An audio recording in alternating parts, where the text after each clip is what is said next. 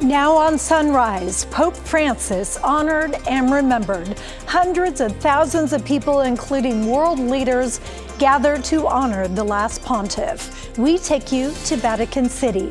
Plus, a big bust in a quiet neighborhood, how police say they uncovered a stolen motorcycle operation.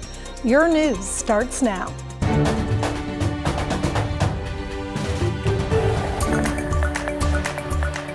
Good morning, and thanks for getting up with us on this Saturday morning. I'm Libby Dowsett.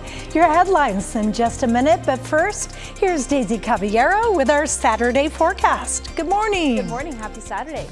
It's nice out. It is nice out. It was beautiful the last 2 days. Hopefully you all enjoyed the beautiful sunshine and the nice warm weather. We're going to be seeing a little bit more of that throughout the week. I'll show you that in that 7-day forecast. But what's currently happening right now, a live look through the Rose City sky cam, starting to lighten up out there. Of course, with that sunrise just a few minutes away, a temperature of 53 degrees. So not too terrible, right? The clouds will stick with us for the majority of the morning as we start off our weekend. And while we will be staying dry and yes, seeing some cloud coverage, folks down south, really from Eugene down to Medford, are actually going to be experiencing a little bit of some precipitation for this morning. Quick look at your current temperatures: 48 for King City, also for Westland, 49 for Boring, 52 over in Troutdale, 47 for Scappoose, 51 up in Kelso, also 51 down in Eugene. So your day at a glance, we will once again be hitting 70 degrees today, and that's the case for Portland and for Vancouver. 65, a little bit cooler down over into Longview. And then, yeah, we'll be seeing partly sunny skies. You will not want to miss that 7-day forecast. I'll tell you how warm we're expecting to be in just a few minutes. Back to you. Thank you, Daisy.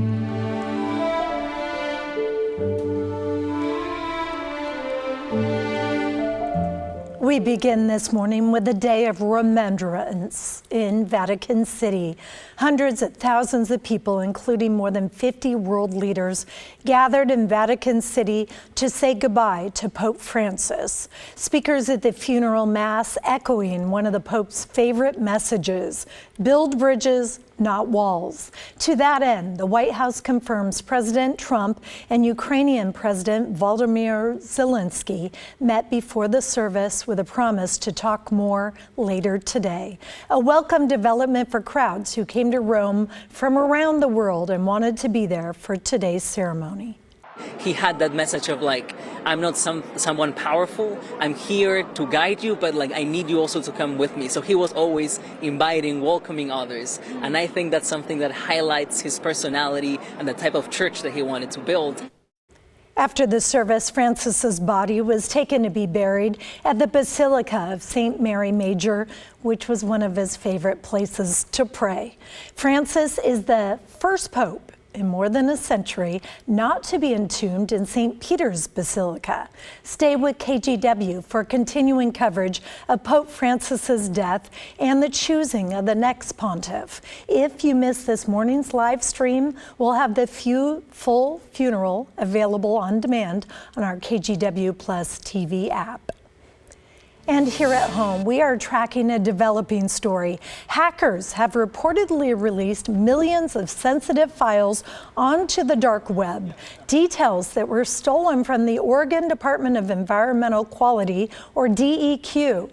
OPB reporting that a known ransomware group called Reseda took credit for the cyber attack and said the state did not respond to its demands. Some of the stolen data was reportedly auctioned off before the rest was released. DEQ would not confirm or deny the report. State cybersecurity services are investigating. Police just broke up what they call a stolen motorcycle operation in Troutdale. The suspect faces multiple charges, including possession of a stolen vehicle. Alma McCarty spoke to neighbors who tell us they knew something was up. In Troutdale, it's a regular suburbia out here. This is the usual peaceful scene. However, there is one noise neighbors say that stands out. It gets really loud with the motorcycles and the revving, and I thought, who is driving all these motorcycles? The bikes kept coming and coming and coming, and the sound just kept getting louder and louder. David and Rachel Snow say it's a nuisance they've dealt with for 5 years, backing up to a home with a lot of motorcycles on the property. We'd hear these things going on at 4 a.m. and as late as like 11 o'clock sometimes. Yeah, he'd sit out there and rev them over and over and over. Then we had strange people coming back there. We've got 2 kids, so he had to build a fence so we didn't have to see the stuff. Last week, the Multnomah County Sheriff's Office sent in a SWAT team, served a warrant, and arrested 42-year-old Michael Falk. This after Deputy Nick Bohr pulled over a speeding Harley-Davidson. It had no license plates, no VIN numbers, and the person who was riding the bike stated that she had came from that location. Investigators say among the more than a dozen motorcycles and various parts, there were 2 stolen motorcycles, 2 more with VINs intentionally removed, plus a gun and other weapons. A couple of the bikes missing for a while. 2 bikes were stolen out of Oregon City and Portland.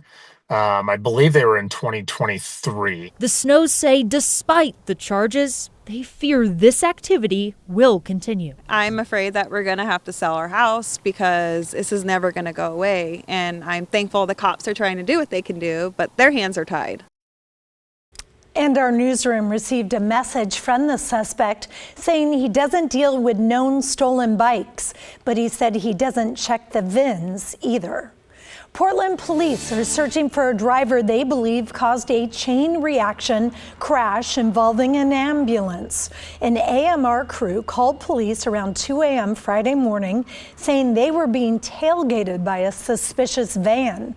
Authorities say before they arrived at Northeast 121st and Sandy, it appears the driver aggressively pulled in front of the ambulance, then hit the brakes.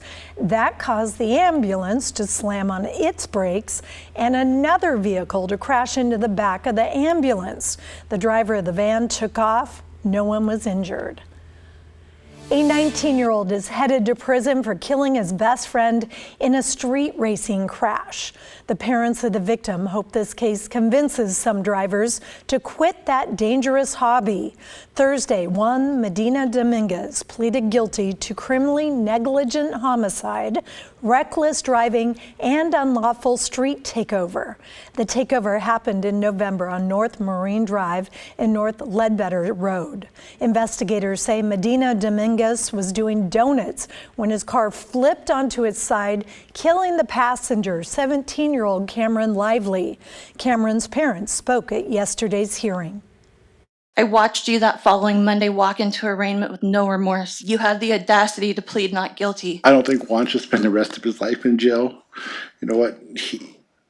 I can't imagine what it would be like with him having to live with the fact that he killed his best friend. The judge sentenced Medina Dominguez to 3 years and 3 months in prison, with credit for 3 of the months he already spent in jail. The partner of one of the people killed when this plane crashed into a row of townhomes in Fairview has now filed a wrongful death lawsuit. The twin-engine Cessna took off from the Troutdale Airport last August. Minutes later, it clipped a set of power lines, then crashed into a house, killing Barbara McDonald. On Thursday, her partner, Kent Welton, filed a $10 million lawsuit claiming the plane's owner, a maintenance company, and the estates of the 2 pilots who also died in the crash. The suit by Walton alleges the aircraft was not properly maintained or in a safe condition to fly. The initial report from the NTSB said the pilot reported handling problems before that crash. A traffic alert for MAX riders. Beginning tomorrow, construction crews will begin work along the Blue Line for the next 2 weeks. It's part of its East Burnside MAX improvement project. The first week, expect shuttle buses to service stops between Gateway and Cleveland Avenue. The improvements include replacing 8,000 feet of contact wire, which feeds power to trains.